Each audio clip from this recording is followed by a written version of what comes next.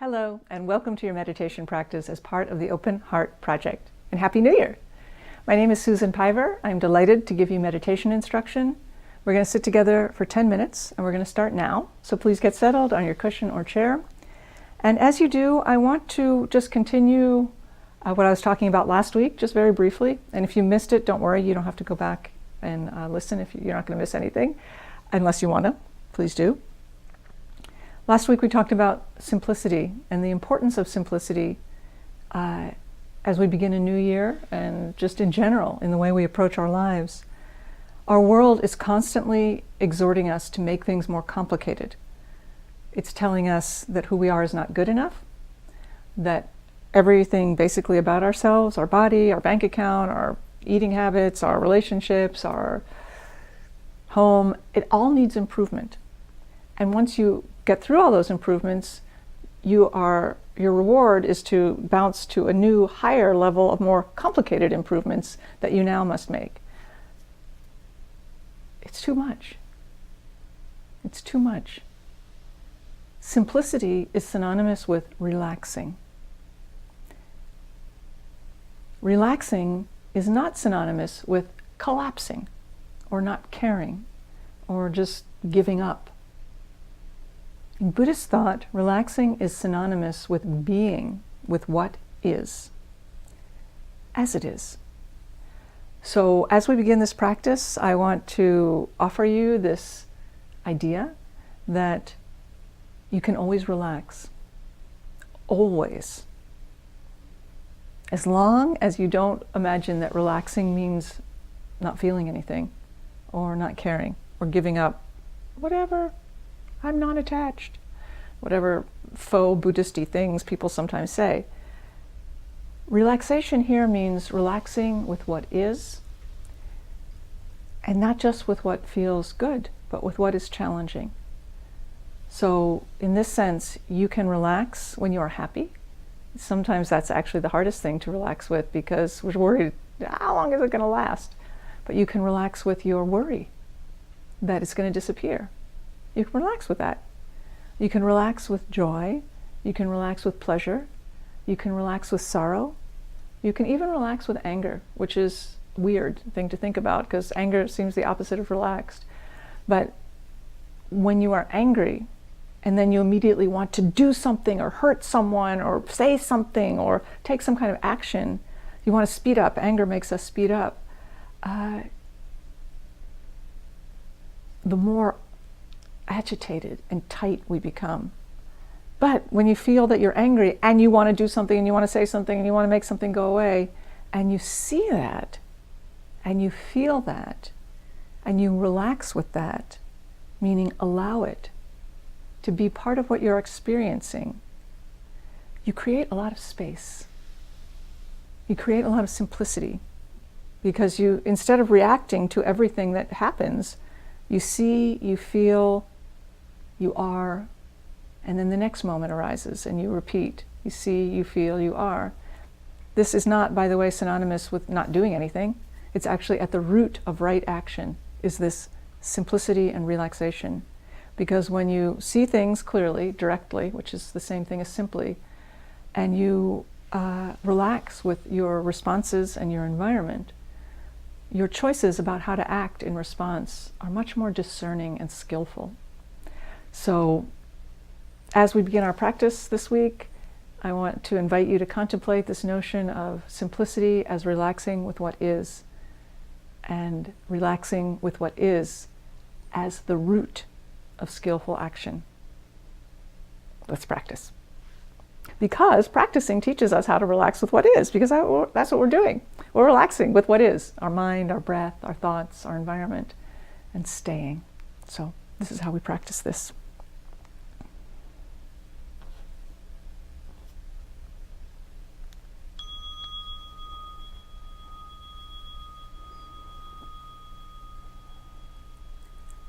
So begin your practice by relaxing your body. Just take a deep breath in and out. A deep breath in and an easy breath out. And feel your body settle on the cushion or chair. And you can relax your mind by committing to right now, by saying to yourself silently or out loud, now is my time to meditate or pet my cat. Now is my time to meditate, and everything else can wait. That's relaxing, to be right here, doing what you're doing. The hands rest, palms down, just above the knee. Sit up straight. And let your belly relax.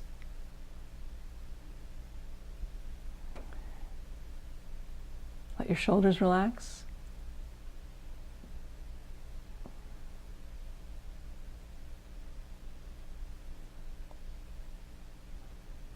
The mouth is closed, but the lips and teeth are slightly parted, which allows the jaw to relax.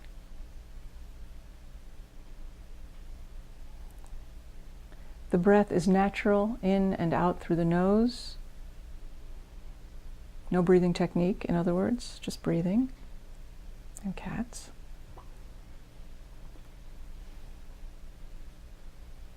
The eyes are open, and the gaze is very soft and cast down. But instead of trying to stare at something, which is not relaxing, let the whole visual field in. Without moving the eyes, what can you see? The eyes may unfocus a little bit, but they will probably also soften.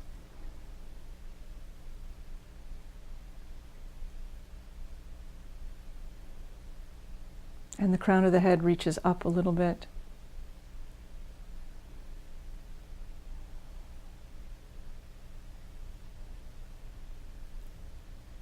Feel yourself breathing. And let your attention ride the breath. So your attention comes in on the inhale and flows out on the exhale.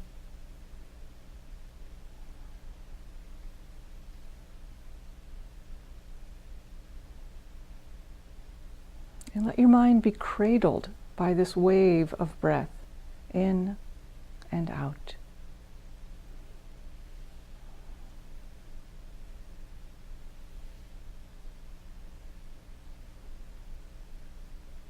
It's like a vacation for your mind to rest on the breath. And just like when we go on real vacation, if we're lucky enough to be able to do so, get a little like, uh-oh, what do I do now? Kind of sense sometimes. No problem. If you notice that your mind starts doing things, which it will keep thinking, that's no problem. But if you notice that you become absorbed in thought, like to the point where you've forgotten about your breath, not every little thought, because every little thought is constantly happening. But when you become distracted, say to yourself silently, thinking. Because that's what you're doing, you're thinking, which is not the same as meditating. Let those thoughts go, whether they're important or trivial or horrible or beautiful is irrelevant. And bring your attention back to the breath with a sense of a clean slate. You're starting again to come in and flow out.